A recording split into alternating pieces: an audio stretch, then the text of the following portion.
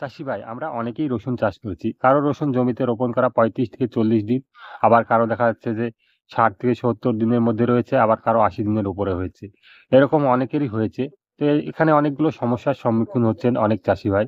যেমন একটা সবচাইতে বড় সমস্যা হচ্ছে যে হলুদ হয়ে যাওয়া। যদি হলুদ হয়ে যাওয়ার সমস্যাটা আমরা যদি সারিয়ে তুলতে না পারি, পরবর্তীতে কিন্তু এখান থেকে ফলন ভালো আশা করতে পারবো না। আবার দেখা যাচ্ছে যে ভেজিটেটিভ গ্রোথ লেভেলটা যেটা থাকছে যে সময়টা, অর্থাৎ ৪০ থেকে ৮০ দিনের মধ্যে যদি আপনার গাছ ভেজিটেটিভ গ্রোথ লেভেলে থাকে, এই সময়ে যদি আমরা সঠিকভাবে বাড়ানটি সঠিক রাখতে না পারি, তবেও কিন্তু পরবর্তীতে রসুন সাইজ ভালো হবে না এবং ফলনও ভালো পাবো না। তো এই সমস্ত দিকগুলো যদি আমরা সঠিকভাবে পর্যালোচনা করতে যাই, সঠিক বিচার করতে যাই, তাহলে কিন্তু আমাদেরকে অবশ্যই জানতে হবে যে কি কি কারণে এগুলো হয়ে থাকে। চলুন আজকের এই ভিডিওতে সেই সমস্ত কারণগুলোই জেনে আসি। আসসালামু আলাইকুম ভিউয়ার্স, পুরো ভিডিও জুড়ে আমি ইলিয়াস আর আপনারা দেখছেন কৃষি বিষয়ক ইউটিউব চ্যানেল ফার্মার্স ফ্রেন্ডস। এই ভিডিওর মাধ্যমে আপনারা যারা আমার এই চ্যানেলে প্রথম এলেন, চ্যানেলটিকে সাবস্ক্রাইব করে রাখবেন এবং আপনাদের মতামতগুলো আমার সঙ্গে শেয়ার করবেন। ভিডিওগুলো দেখবেন, আরও চাষি ভাইদের সঙ্গে শেয়ার করে জানাতে সাহায্য করবেন। তো এক এক করে শুরু করি। সর্বপ্রথমে আমি বলি, আপনাদের যাদের রসুন ৪০ থেকে ৮০ দিনের মধ্যে রয়েছে, আপনাদের অনেকেরই দেখা যাচ্ছে যে গাছ হলুদ হলুদ হয়ে বসে যাচ্ছে। তো এই হলুদ হওয়ার পেছনে কিন্তু কয়েকটি কারণ আছে। সর্বপ্রথম কারণটি হচ্ছে যে আবহাওয়া যদি সঠিক না থাকে, তাহলে কি হবে, রসুনের গাছগুলি সব হলুদ হয়ে যাবে। তো আবহাওয়া, এখনকার যে আবহাওয়া চলছে এখন অবধি, কিন্তু এখনো ভালোই চলছে। যেরকম প্রয়োজন তাপমাত্রা সে গাছ পাচ্ছে, যখন যতটা ঠান্ডার দরকার ততটা ঠান্ডা কিন্তু গাছ পাচ্ছে, চুন গাছ। যার ফলে আবহাওয়ার ফলে সাধারণত এই হলুদটা হচ্ছে না। পরবর্তী কারণ হচ্ছে যে আমরা অনেকেই হচ্ছে ঘন ঘন সেচ দিয়ে জমিতে রস ধরে রাখছি, কিন্তু এই রসুনের ক্ষেত্রে কিন্তু রস অতটা পরিমাণে প্রয়োজন হয় না। যদি রস ভেজা ভেজা জমি থাকে, সেই জমিতে কিন্তু রসুনের গাছগুলো সব হলুদ হয়ে যাবে। তাই সেক্ষেত্রে আমাদেরকে করণীয় কি করতে হবে, জমিতে অবশ্যই অল্প পরিমাণে সেচ দিতে হবে এবং উপরে মাটিগুলোকে, ঢেলাগুলোকে কোনো নিড়ানি দিয়ে, হাত নিড়ানি দিয়ে আলগা করা অনেক যন্ত্রপাতি পাওয়া যায়, সেগুলো দিয়ে আমাদেরকে মাটিগুলোকে আলগা করে মাটিটাকে শুকিয়ে রাখতে হবে। তবেই হচ্ছে এই হলুদটাকে কাটাতে পারবেন। দ্বিতীয় কারণটি। তৃতীয় কারণটি কি হয়, যে আমরা অনেকেই একই জমিতে পরপর ৪-৫ বছর ধরে রসুন চাষ করি। ৪-৫ বছর ধরে রসুন চাষ করার ফলে কি হয়, মাটিতে যখন পরবর্তী বছরে আমরা রসুনটা চাষ করি, গাছগুলো সব হলুদ হয়ে বসে যায়। কারণ হচ্ছে যে এর শেকড়ে অনেকটাই রোগ লেগে যায়। একই ফসল যদি আমরা বারবার চাষ করি, তাহলে কি হয়, অনেক রকমের রোগ এসে আক্রমণ করে। নিমাটোড লেগে যায়, অর্থাৎ কৃমি, আমরা যেটাকে বলি সাধারণ ভাষায়, পাতি বাংলা ভাষায় যে কৃমি, এই কৃমি হচ্ছে শেকড়ে হয়ে যায়। যার ফলে বাড়বাড়ন্তি হয় না, গাছ সঠিকভাবে খাদ্য সংগ্রহ করতে পারে না এবং গাছগুলি হলুদ হয়ে আস্তে আস্তে বসে নষ্ট হয়ে যায়। আরেকটি কারণ হচ্ছে কি, ছত্রাকের আক্রমণ হয়। ছত্রাকের আক্রমণ যদি সঠিকভাবে তাড়াতে না পারি, না বুঝতে পারি ছত্রাক কিংবা ব্যাকটেরিয়াতে আক্রমণ করে, তাহলে কি হবে, তাহলেও সেই রসুনের গাছগুলো সব নষ্ট হয়ে যাবে, হলুদ হয়ে নষ্ট হয়ে যাবে। তারপরে আরেকটি কারণ কি হয়, যে এই সময় রসুনের গাছগুলো সঠিকভাবে বৃদ্ধি পায় না। বৃদ্ধি কেন পায় না, আমরা সঠিক পরিমাণে খাবার দিইনি। হয়তো মূল সার যে খাবার দিয়েছি, পরবর্তীতে যে খাবারের প্রয়োজন হয় সেই খাবারটা আমরা এখানে দিই না। অনেকেই দিই না, অনেকেই গাফিলতি করি। যার জন্য সঠিকভাবে যদি আমরা খাবারটা ব্যবহার করি এই সময়ে, তাহলে কিন্তু এই সমস্যাগুলো কাটিয়ে ওঠা যাবে। তো এই সমস্ত দিকগুলো আমাদেরকে অ্যাক্টিভভাবে লক্ষ্য রাখতে হবে। অ্যাক্টিভভাবে যদি আমরা লক্ষ্য না রাখি, তাহলে কিন্তু এই সমস্যাগুলো কোনো সময়ের জন্য কাটাতে পারবো না। তাই এর জন্য আপনারা কি করবেন, এই সময় অ্যাক্টিভভাবে ভালোভাবে আপনারা আপনাদের ফসলটাকে দেখভাল করবেন। আপনারা অনেক পয়সা খরচ করেন, কিন্তু পরবর্তীতে সামান্য দেখভালের জন্য ফসলটাকে নষ্ট করে দেন। এটা কিন্তু অনেকেরই হয়ে থাকে। তাই সেদিকে লক্ষ্য রেখে আপনারা ফসলগুলো সঠিকভাবে চাষ করবেন। আপনার জমিতে যদি ৪০-৪৫ দিনের পরে যদি খাদ্যের অভাব ঘটে, তাহলে কিন্তু এই সময় আপনি খাবার প্রয়োগ করুন।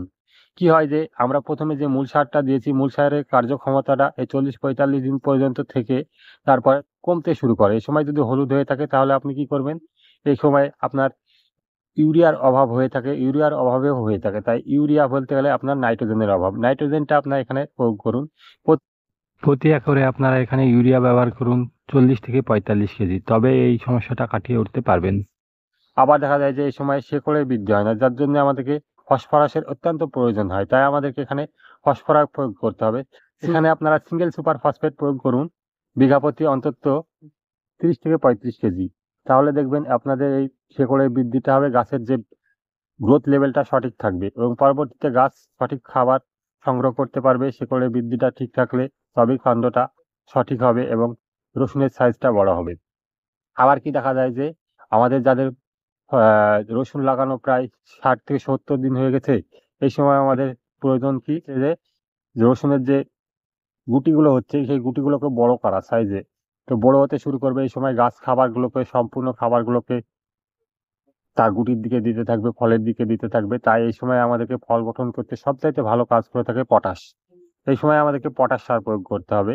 সেটা হচ্ছে আমরা যদি পটাশ সারটা 60 থেকে 65 দিনের মাথায় একবার দিয়ে দিই, তাহলে পরবর্তীতে এটা আর লাগে না। কিন্তু অনেকে কি করে যে এই গাফিলতিটা করে থাকি, যার জন্য আমাদেরকে এই সময় কি করতে হবে, স্প্রে করে, অর্থাৎ ফোলিওর স্প্রের মাধ্যমে এই পটাশটা দিতে হবে। ফোলিওর স্প্রে বলতে গেলে আপনি কি করবেন, এখানে মার্কেটে পাওয়া যায় দেখবেন বিভিন্ন ওয়াটার সলেবল যে এনপিকে, সেই এনপিকে গুলো ব্যবহার করবেন। এখানে 0.050 এই এনপিকেটা আপনারা প্রতি লিটার জলে 2 গ্রাম করে স্প্রে করবেন, দেখবেন ভালো রেজাল্ট পাবেন এখানে।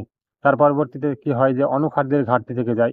অনুখাদ্যও মার্কেটে অনেক পাওয়া যায়, সেই অনুখাদ্যগুলোকে আপনারা নিয়ে আসবেন। যেমন মোবমিন পাওয়া যায়, মোবমিনটা আপনারা এখানে 3 গ্রাম প্রতি লিটার জলে মিশিয়ে স্প্রে করে দেবেন, তাহলে রসুনের কোয়ালিটিটা ভালো হবে, সাইজটা ভালো হবে। এরপরে আরেকটা সমস্যা কি দেখা যায় যে আমরা শরীরের জন্য টনিক প্রয়োগ করি, সেই রকমই আমাদেরকে গাছের জন্যও টনিক প্রয়োগ করতে হয়। তো আপনারা এই সময়ে টনিক হিসাবে কি পাওয়া যায় দেখবেন মার্কেটে, বায়োভিটা এক্স, এগুলো নিয়ে এসে প্রয়োগ করবেন, স্প্রে করবেন। আবার সিনজেন্টা কোম্পানির ইসাবিয়ান, এটা আপনারা প্রয়োগ করুন, দেখবেন পিজিআর, এগুলো খুব ভালো কাজ করবে, গাছের সঠিক বৃদ্ধি রাখবে এবং ফলগুলো সঠিক সাইজের হবে। সেই সেই ঘাটতিগুলো আমরা সঠিকভাবে সঠিক সময়ে না করার জন্য এরকম সমস্যা হয়। এই ঘাটতিগুলো পূরণ করতে হলে আমাদেরকে 60 থেকে 80 দিনের মধ্যে পূরণ করে দিতে হবে। এই সময় আপনারা অবশ্যই এগুলোকে নিয়ে এসে স্প্রে করবেন, দেখবেন এর রেজাল্টটা ভালো পাবেন। ছত্রাকের কারণে যদি আপনার জমিতে ওই হলুদ ভাবটা আসে, তাহলে কি করতে হবে, আপনাদেরকে বায়ারের নেটিভো পাওয়া যায়, নেটিভো আপনারা 7 থেকে 8 গ্রাম 15 লিটার জলে মিশাবেন, মিশিয়ে প্রয়োগ করবেন, দেখবেন ভালো রেজাল্ট পাবেন। এছাড়া পাওয়া যায় অ্যামিস্টার টপ, সিনজেন্টা কোম্পানির অ্যামিস্টার টপ, আপনারা 1 ml প্রতি লিটার জলে মিশিয়ে ভালো করে স্প্রে করে দেবেন, ভালো রেজাল্ট পাবেন। এইভাবে আপনাদেরকে রসুনের পরিচর্যাটা সঠিকভাবে করতে হবে। সঠিকভাবে যদি পরিচর্যা করেন, তবেই হচ্ছে রসুনের গুটিগুলো ভালো হবে, সাইজটা ভালো হবে এবং রসুনটা আপনি মার্কেটে নিয়ে গিয়ে ভালো দামে বিক্রি করতে পারবেন। এবারে যেই চড়া দামে আমাদেরকে রসুন কিনতে হয়েছে, এই দিকটা যদি আমরা লক্ষ্য না রাখি, তাহলে কিন্তু আমরা অনেকটা লসের সম্মুখীন হব। তাই গাছগুলো যাতে সঠিকভাবে সেরে ওঠে, সেই দিকে লক্ষ্য রেখে আপনি আপনার ফসলটা চাষ করবেন এবং সঠিকভাবে অ্যাক্টিভভাবে পর্যবেক্ষণ করবেন, এই বিশেষ করে 40 থেকে 80 দিন পর্যন্ত গাছে। এরপরে কি হয়, এরপরে পরবর্তীতে লাস্টের দিকে কি হয়, 80 দিনের পরে কিন্তু অতটা দেখভাল করতে হয় না। এই সময় যদি আমরা সঠিক পরিচর্যা অতটা নাও করতে পারি, তাও কিন্তু ফসলটা ভালো হয়ে যায়। ভেজিটেটিভ গ্রোথ লেভেলটা থাকে 40 থেকে 80 দিনের মধ্যে, তাই আমাদেরকে ভেজিটেটিভ গ্রোথ লেভেলটাই ভালো করে নজর দিতে হবে। এই লেভেলটাই আপনাদের যত সমস্যা, সমস্ত সমস্যাকে সমাধান করতে হবে। এছাড়া দেখা যায় যে বিভিন্ন রকমের রসশোষক পোকা, এই পোকাগুলোকে নিয়ন্ত্রণ করার জন্য আমাদের মার্কেটে অনেক রকমের ওষুধ রয়েছে। যে বিশেষ করে আপনারা এখানে সিনজেন্টা কোম্পানির একতারা এবার অ্যাসিডামিপ্রিড গ্রুপের যে কোনো ওষুধ আপনারা এখানে নিয়ে এসে স্প্রে করলে এই রসশোষক পোকাগুলোকে মারতে পারবেন। আবার দেখা যায় যে ছোট ছোট লেদা পোকা দেখা যায়, এদের জন্য আপনার ইমামেকটিন বেনজয়েড গ্রুপের ওষুধ, যে কোনো ওষুধ নিয়ে এসে আপনারা স্প্রে করবেন, এর রেজাল্টটা ভালো পাবেন। আবার কি দেখা যায় যে থায়ামেথাক্সাম গ্রুপের ওষুধ যদি আমরা এখানে ইউজ করি, তাহলে কি হবে, তাহলে কিন্তু আমরা এই রসশোষক পোকাগুলোকে মারতে পারবো। তো এই সমস্ত লক্ষ্যগুলো আমাদেরকে অবশ্যই করতে হবে, তবেই আমরা এই হলুদ কিংবা পোকাতে আক্রমণ করে গাছগুলোকে নষ্ট করে দেওয়ার হাত থেকে রক্ষা করতে পারবো। তো আজকের ভিডিওটা আমি এখানেই শেষ করছি। আবার দেখা হবে আপনাদের সঙ্গে নতুন আরেকটি ভিডিওতে। সে পর্যন্ত আপনারা ভালো থাকুন, সুস্থ থাকুন, খোদা হাফেজ।